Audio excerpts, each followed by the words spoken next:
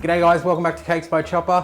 This is Entreé from the cartoon series Spliced. Now I'd never seen the show, but RonaldMcdonald's Wackythings kept requesting it and suggesting I check it out. I fell in love with Entreé, so I just had to make him as a cake. So here you go guys, if you want to see how to make it, stick around.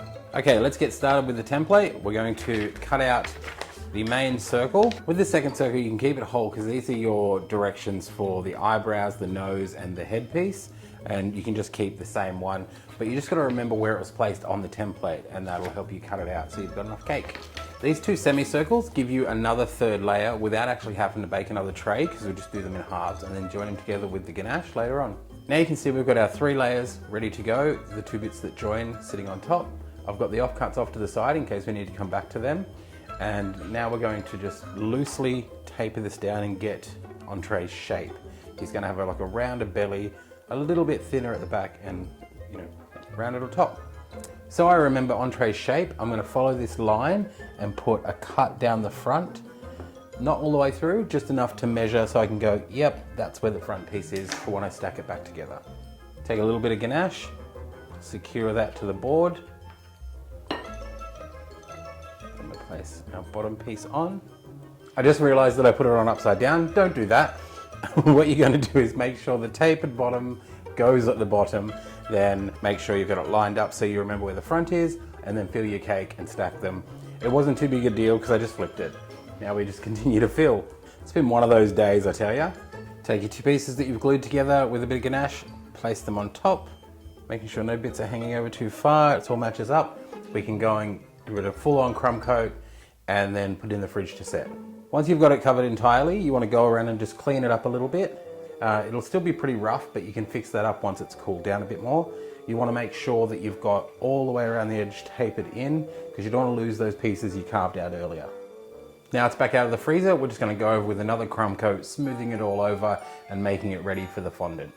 I've smoothed that over, and I've also pre-colored some fondant. Now Entreé has 4 major colors on him. He has like a yellowy fleshy tone, and he has a pink fleshy tone, and then a light brown, and also the red for the mane and the tail. So I'm going to start with the light fleshy tone. Once you're happy with the desired thickness, we're going to cover the cake. I'm going to go from front to back. Now I'm going to quickly lift that, just make sure it goes all the way over, all the way down the sides.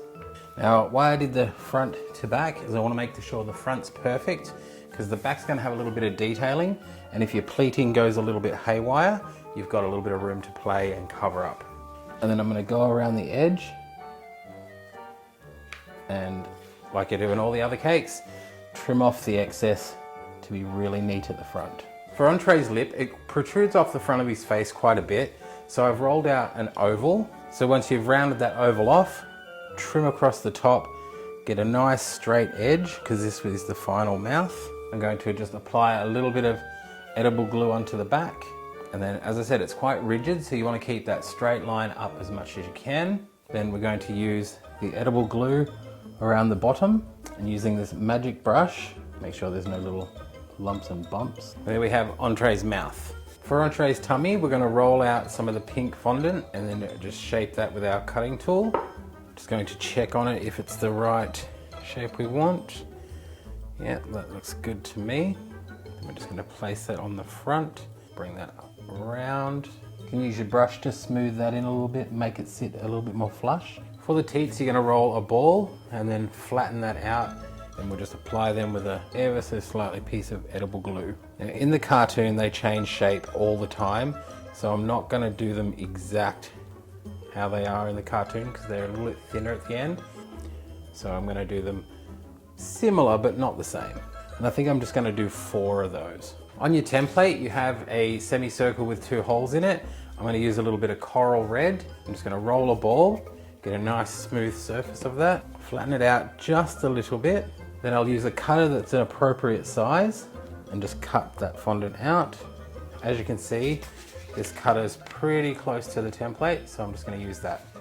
Then I can take that off and just halve that. And I'm going to place the cutter back on, and I'm going to use the backs of one of my textures to push in the 2 nose holes. Then I can just take that up and place it on. Secure it with a little bit of edible glue once it looks like it's on the right part. And I'm gonna push that right down. But we're gonna go back to our flesh colored fondant. So I'm gonna roll this out quite thin and then cut out 2 arms. On the other half of the semicircle, you see this line here. That's actually his arm. So we'll cut that shape out just so it's a lot easier. Because I'm just going to get the shape of it. I'm basically using it for size more than anything. Then I will flip that over. I've cut the teardrop shape and then an M out of it, so we've got little hands. Then we're going to just stick them onto the side. Now I'm just going to melt that in just like I did the mouth at the top. You don't want to press too hard, you want to let the bristles do all the work, because it'll just smooth that out until it eventually becomes so thin you don't see the joints. On our second round piece that we used to cut out, I've put a guide for the size of his eyes, which is like I do most of my eyes. I'm going to guesstimate how much we need. Roll that into a ball. Then I'm going to chop that in half, quickly reshape it again so it's round. Just compare them, see that they're the same size. And we're going to place them on with a little bit of edible glue. And then with this piece of red, I'm going to pull it up in my hand and smooth it.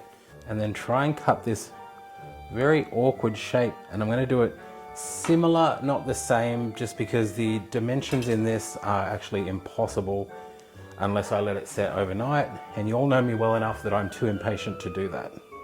A little bit of edible glue in the bottom. Now to the leftover of the light, we're going to add some warm brown. Same as the front of Entreé, we're just going to cut a bit of a shape and just glue that onto the back part. For the finishing touches, I'm going to take a little ball of black. Then I'm going to just push that on to his eye till I get the right size.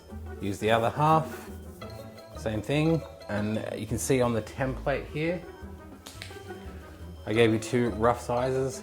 I'm just going to freehand them, but if you need the guide, it's right there. Now to get them the same size, put them side by side. Now these actually sit up off his face, but I'm going to do that with a bit of an illusion. A little bit of edible glue there, and I'm going to sit them just across. As you can see, I'm going to sit them just up and above the eye a little bit, so it does look like they're sitting up. For Entreé's tail, it's like a spiral thing, a few pieces coming out of it that I see. 3 bits like that. Just round them off and make them neat. So I'm just going to put them together, use a little bit of black for this. Just going to squeeze them like that. Then I'm going to roll this out and spiral that around. Trim, place it on the back. And you have your finished Entreé cake. Now that I'm completely done with him, I'm going to give him a steam with the cake steamer. And something you might know about this cake is his eyes will look a bit funny due to the placement. I've placed them for a specific angle to photograph. So there you go guys, there is Entreé from the TV show Spliced. It's a pretty funny cartoon. I had never seen it before, but I checked it out when this cake got requested.